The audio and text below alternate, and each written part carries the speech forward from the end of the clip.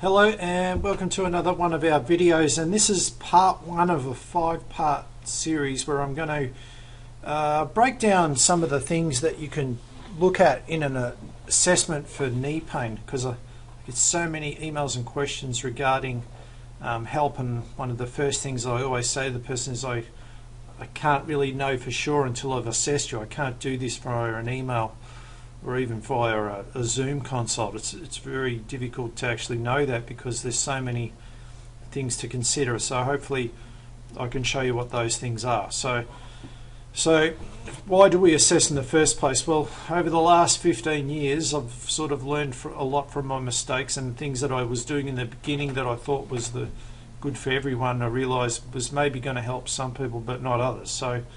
One of the ways that I found that out, well, like I said earlier, was from mistakes, but also from record keeping. So keeping records allows me to find patterns in things. So patterns of things that are working, and also patterns of things that are not working, and then it basically just narrows your selection down to the things that you really need to look at. And it's a bit like process of elimination. So you've got a lot of things to consider, but it's never really all of them. It's a handful of them that are the things that are going to be that you need to address. But how do you know what they are? Well, you just sort of have to use a lot of tests, and that's what this is all about. So and the secret to any long-term solution is not just getting rid of the pain, it's actually finding the source of the problem. Where did it all begin?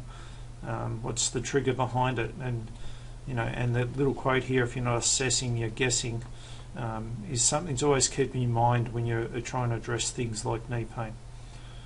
So the rate of knee pain is increasing. So just a quick recap on this, just because it's just so common. I'm just get so many questions about this nearly every day. So and these statistics sort of show you, like how our treatment process is sort of just trying to get rid of pain is actually not really helping people, and just to sort of see that the rates of knee replacements has increased by 8 times in the US, and for people 65 and older.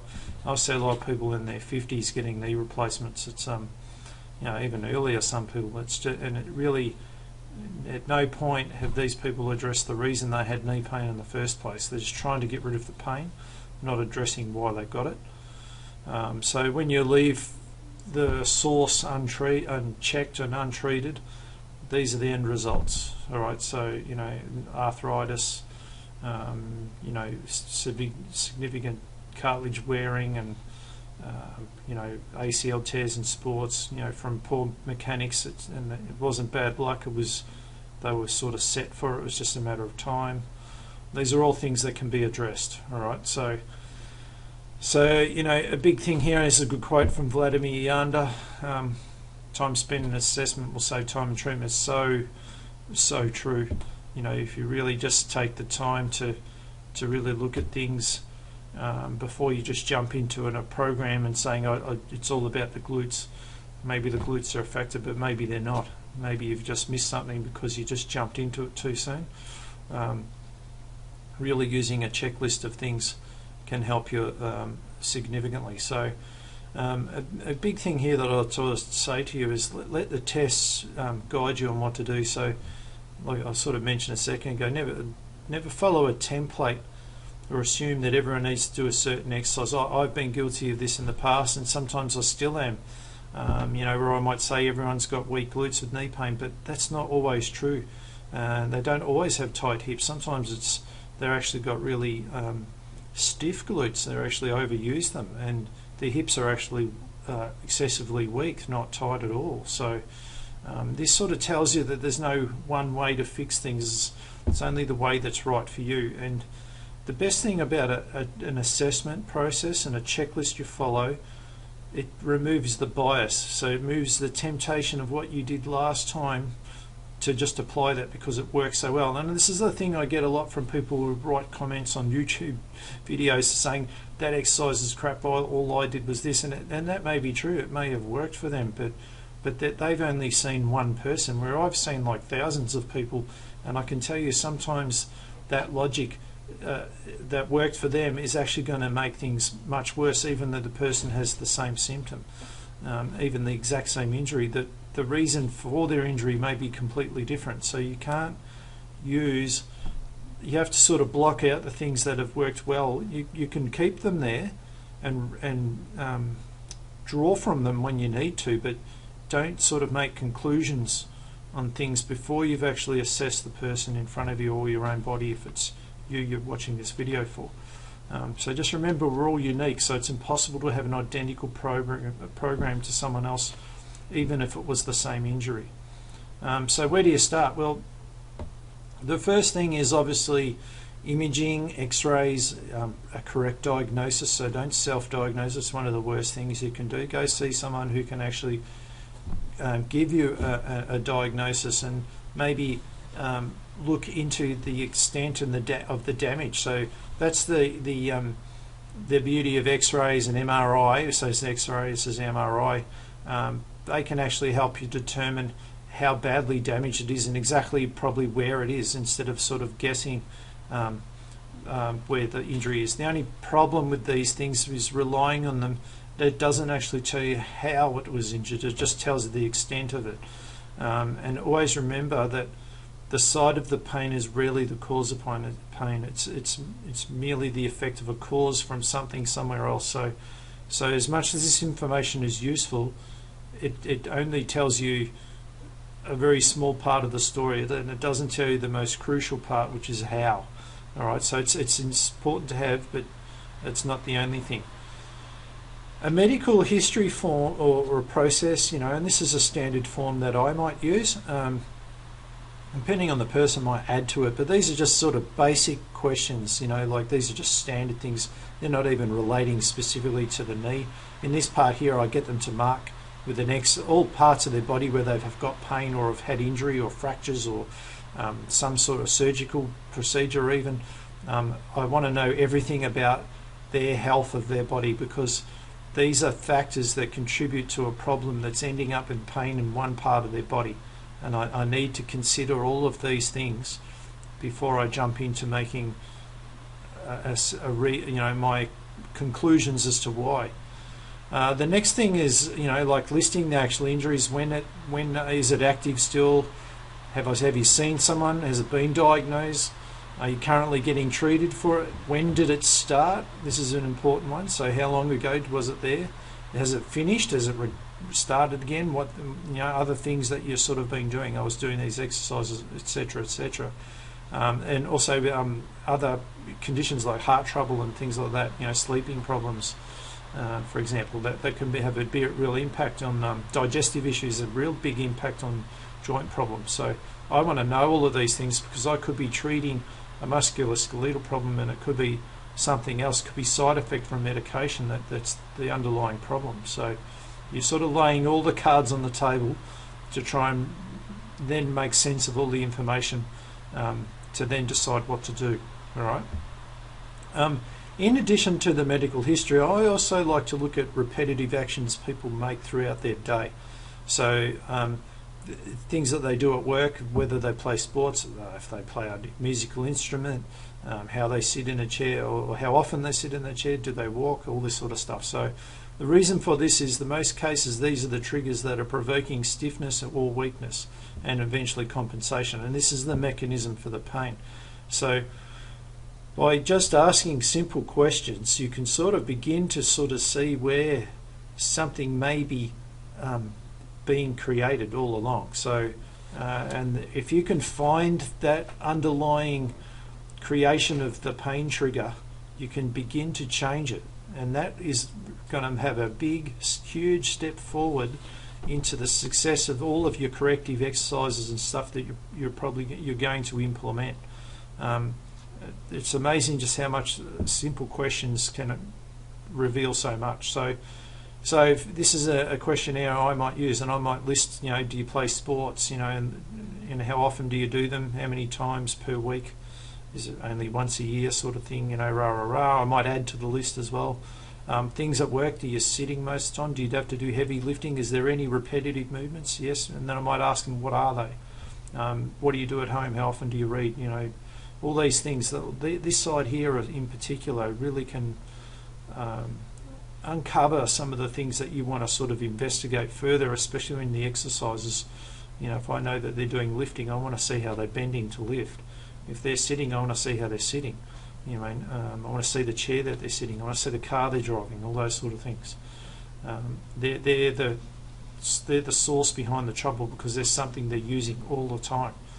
All right. So if you have a job where you're seated all day, you know, it's where you might be sort of, you know, back and neck pain, and I'm going to show you a second how the knee is a big factor in sitting down too much. You know, yoga, this is another big one too. So yoga, if there's someone doing yoga all the time, I'm really suspicious of hypermobility, loss of stability and strength from overstretching. I want to see how, you know, spinal flexion, too much of it. As much as yoga can be quite good, I do see a huge amount of problem from people using it excessively. So I want to see what it is they're doing, because they might say they have no pain doing this, but it might be contributing to the pain in other things. Running, if they're running, I really want to see it. I'm going to be really looking at running technique at some point, and walking technique. I want to see what their shoes are. I'm really suspicious of foot things as an underlying problem here. All right, so. Sometimes, you know, we get caught up in prescribing the corrective exercise program but fail to look at all of these things. And can you see how these things could be really the source of the problem all along, and your corrective program will have no chance if we don't change it or identify what's going on there. So I mentioned a second ago the knee pain one. So knee pain, so sitting down excessively can really place a huge amount of stress on the patellofemoral joint. So it just overstretches it and really places a huge amount of compression into there. And people, again, will have no pain from it, but when they stand up and move, they'll have pain. If they're kneeling a lot, so say gardening, landscapers will see this, or bricklayers, you know, I see a lot of issues just created from this repetitiveness of kneeling. And that might be part of their occupation. So we have to sort of really consider that, and then, okay, keep that in mind for when we do our other assessments later on, that these are factors in creating their problem, and what's the solution for these. All right, so you're not making conclusions yet, you're just looking for clues. Good quote, this is a thing from Dr. Stuart McGill's work, and you can read about it in nearly all of his books and lectures if you watch them. This is something that he always brings up, and he calls it the pain trigger as well.